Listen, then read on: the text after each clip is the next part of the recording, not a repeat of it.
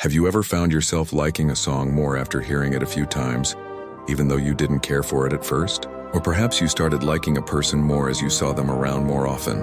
Well, you're not alone. Let's dive into why that happens. You might be experiencing the mere exposure effect, and it's powerful.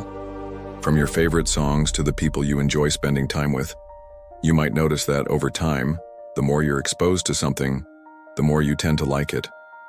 But why does this happen? Is it a coincidence? Or is there something deeper at play?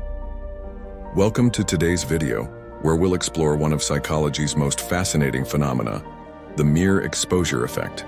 This psychological principle explains how repeated exposure to something can lead to increased liking and preference, even when we didn't initially feel that way. By understanding this effect, you can unlock insights into everything from consumer behavior to relationships and beyond. Stick around because we were about to dive into some science and theories that will completely change the way you look at your preferences. What is the mere exposure effect? The mere exposure effect is a concept in psychology that describes how repeated exposure to a stimulus, whether it's an object, person, or idea, leads to an increased liking or preference for it.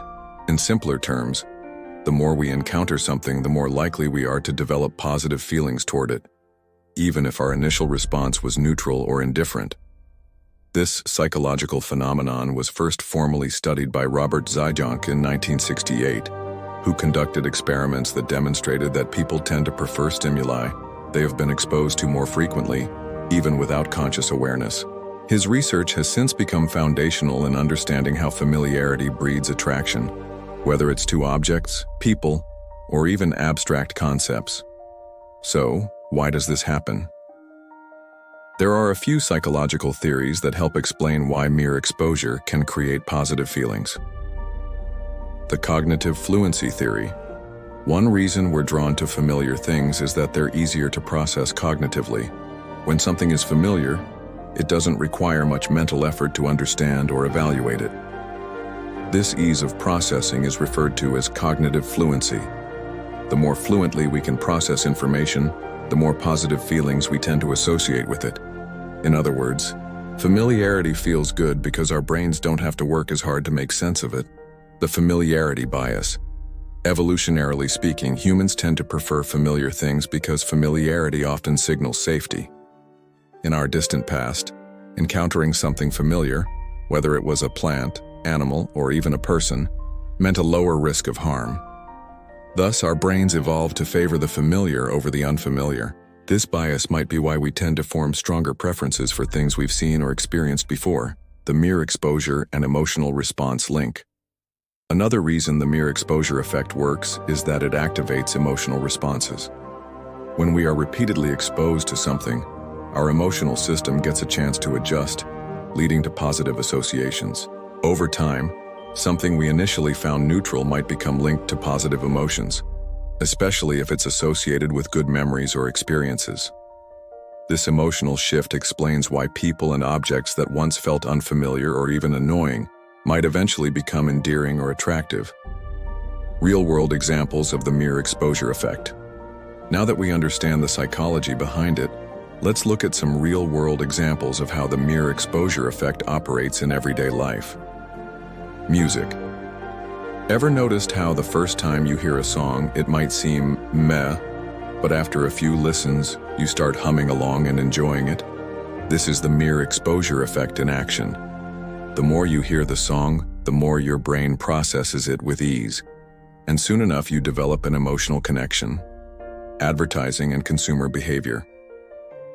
Companies understand this effect better than anyone. Think about how brands repeatedly show you their ads on TV, YouTube, or social media. The more you see their logos, slogans, or products, the more likely you are to develop positive feelings toward them, even if you didn't care for their products at first. This is why exposure and brand recognition are key in marketing. Relationships. In social dynamics, familiarity breeds comfort. That's why you might feel more comfortable around people you see regularly, even if they're strangers at first. Over time, your brain starts associating them with positive feelings, simply because they're familiar. Social media. The mere exposure effect is also a huge factor in social media algorithms. The more you interact with content, whether it's liking posts, commenting, or watching videos, the more you see similar content. As you get exposed to certain types of content more often, your preferences align with the things you see most frequently. Cultural and social impacts. The mere exposure effect also plays a significant role in cultural and social contexts. From fashion trends to the popularity of certain foods, the effect is at play. Think about how some styles or foods become mainstream over time. Initially, a new fashion trend or exotic dish might seem strange or foreign, but as you see it more and more, and as others begin to adopt it, you start to view it as more appealing. This is often driven by societal exposure, whether through media, peer influence, or the general public's increasing familiarity with certain trends. Why? It's important to understand. The implications of the mere exposure effect are far-reaching. Whether you're navigating personal relationships, marketing a product, or trying to understand why you like certain things more over time, understanding this effect can provide useful insights. It's important to note that while familiarity can breed attraction, it can also breed contempt in some cases, particularly if that exposure becomes overwhelming or negative. However, for the most part, the mere exposure effect helps to explain the rise of trends, the persistence of brand loyalty, and the development of our preferences over time. So, the next time you catch yourself humming along to a song you didn't like at first, or notice your preferences changing towards something you once ignored, you'll know exactly why. The mere exposure effect is working its magic on you. If you found this topic intriguing and want to learn more about psychology, has fascinating effects on your life, don't forget to like, subscribe, and hit that notification bell so you never miss out on our future explorations into the mind.